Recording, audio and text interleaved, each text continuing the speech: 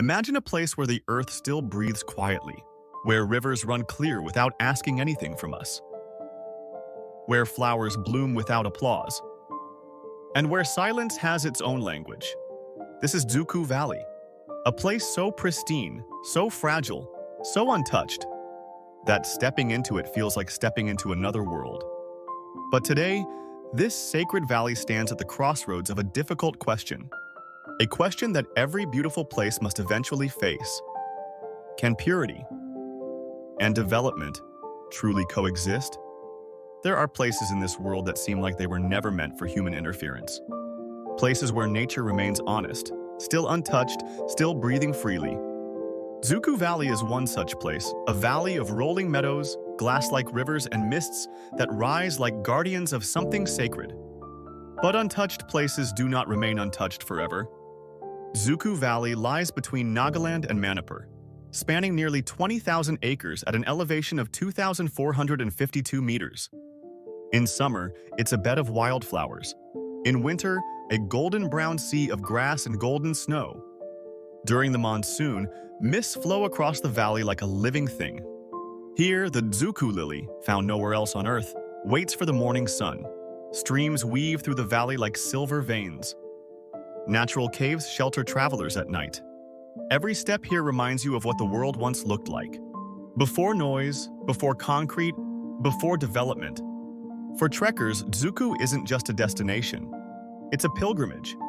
The steep climbs from Viswema, the bamboo groves of Jakama, the monsoon-soaked trails along the Mao route. It's a journey into silence, into something untouched.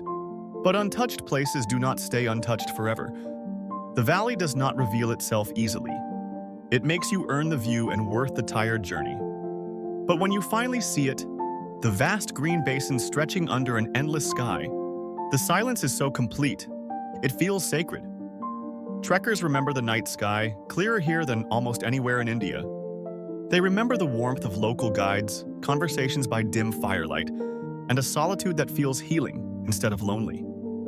But as more people arrive, the valley is beginning to feel the pressure. Plastic waste, unregulated footfall, inadequate facilities, and the terrifying risk of forest fires. Dzukou has survived generations. But the growing question is, will it survive us? Long before trekkers ever arrived, Dzukou belonged to stories, to the Angami of Nagaland and the Mao of Manipur.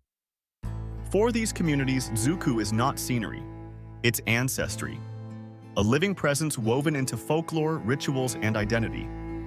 Generations protected this valley without fences, without walls, without claiming ownership.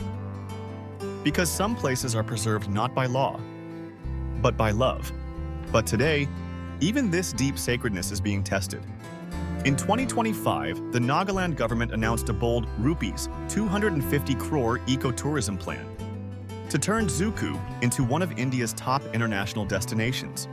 The vision includes a luxury eco-hotel, modern amenities, better roads, improved accessibility, global standard tourism facilities. For many locals, this is hope. Jobs for youth, economic boost, global attention. But others are asking, hope for whom? At what cost? Because the world is full of warnings. Places that once looked like Dzukou and believed they were too beautiful to be destroyed. Yet, they were. Development, when done wrong, doesn't just bring tourists. It brings noise, concrete, pollution, erosion of culture, loss of community control. Many ask, will Dzukou still be Dzukou? Or will it become another overtouched paradise? Online, reactions are divided. Some hope it will boost our economy. Responsible tourism can work. Others fear, we don't want commercialization. Protect nature first. Dzukou is too fragile. Environmentalists warn that without community-led tourism, development may mean irreversible destruction. And the world has seen this story before. Umngot River, Meghalaya, once Asia's clearest river, now turning muddy due to unchecked development. Boracay Island, Philippines, so damaged by unregulated tourism that it had to be shut down for 6 months. Maya Bay, Thailand, coral reefs destroyed, marine life vanished, closed for years to heal. From Victoria Falls to Donana Park, From the Algarve Cliffs to the Great Barrier Reef, the lesson is universal. When development grows faster than wisdom, purity dies.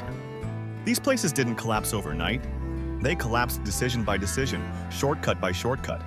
And now, the question stands before Dzukou Valley. So here we are, at a moment where a valley of indescribable purity is being asked to share itself with the world.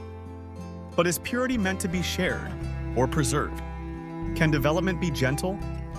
Or is development by nature disruptive?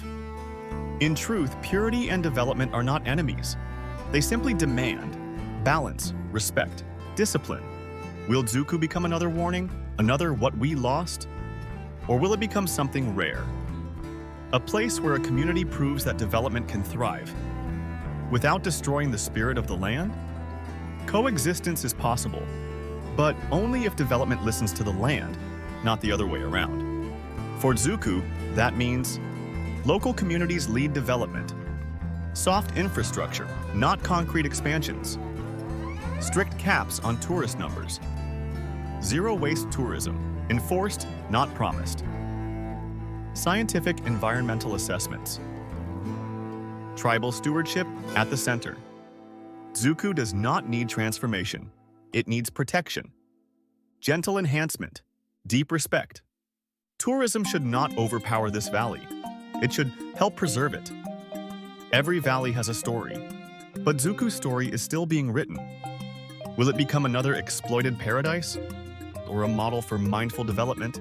The answer depends on us, on our choices, on our restraint, on our courage to say no when a place is too sacred to risk. Dzukou Valley is more than scenery. It is a reminder of what the world once looked like, and what it could still look like. If we choose wisely, purity does not disappear suddenly. It disappears quietly. One plastic bottle, one careless fire, one unchecked project at a time. The question is not whether development is needed. The question is whether we can develop without losing the soul of a place. Can purity and development coexist? For Dzukou, for our future, we must ensure the answer is yes.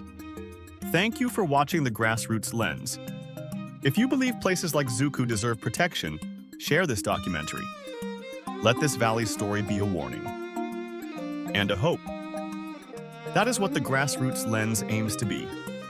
A bridge between the big picture and the grassroots, between national ambition and local action. Because every policy, whether it's on skill development, clean energy, or rural innovation, only comes alive when it touches real lives.